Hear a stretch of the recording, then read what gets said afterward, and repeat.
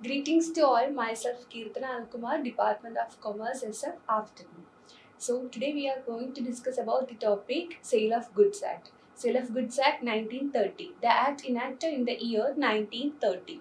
So the topic is contract of sale. Actually, the clause analysis disclosed that contract of sale includes sale and agreement to sale. Actually, the meaning of contract of sale is when the seller transfers or agrees to transfer certain goods or property to the buyer is called contract of sale. So here we use the word transfers or agrees to transfer. So that clause analysis discloses that contract of sale includes sale and agreement to sale. Okay. So here first we are going to discuss about sale. Sale is actually the transfer, immediate transfer of some property or goods is called sale. So whether when one person means a seller transfers goods or property to the seller immediately is called seller. Immediately is called sale. Here in the case of sale, the property and the ownership of goods is transferred immediately. For example, purchase of books. Here, the money and the ownership of money means the value or price or consideration of that property, and that thing also the consideration and the ownership of goods is passed immediately or transfers immediately from the seller to the buyer. Actually, we know that in the case of sale there are two parties, the seller and the buyer.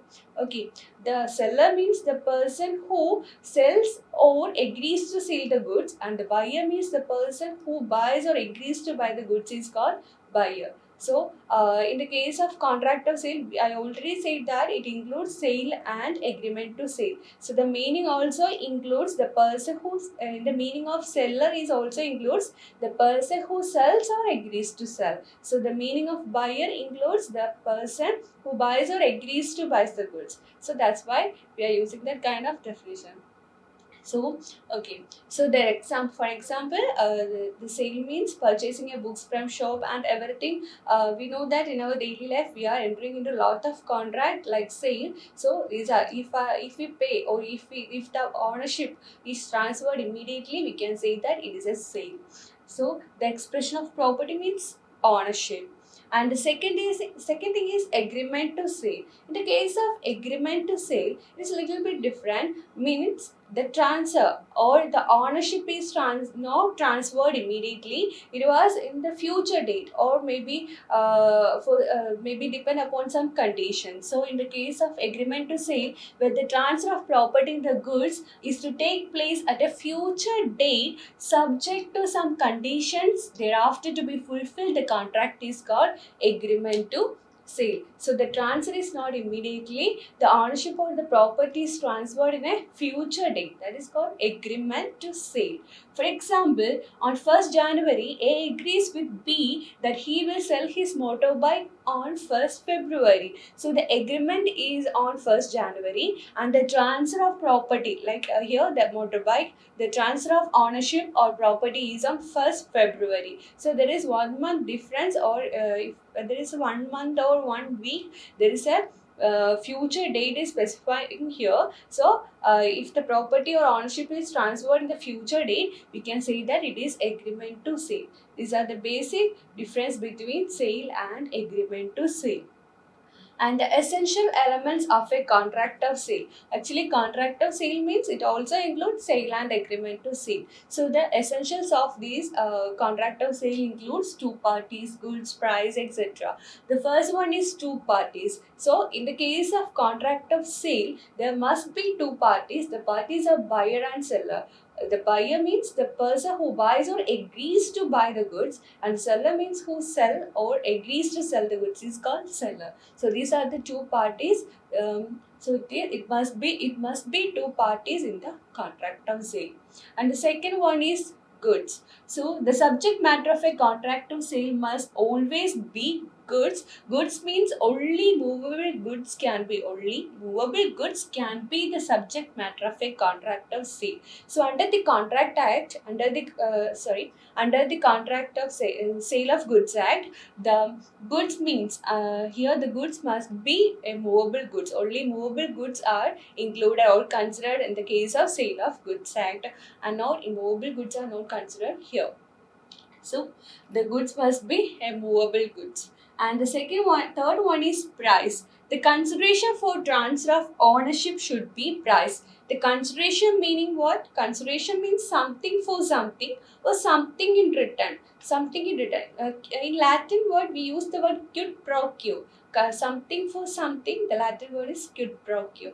So the consideration means something for something or money value of goods. So in the case of contract of sale, the money value is called as price.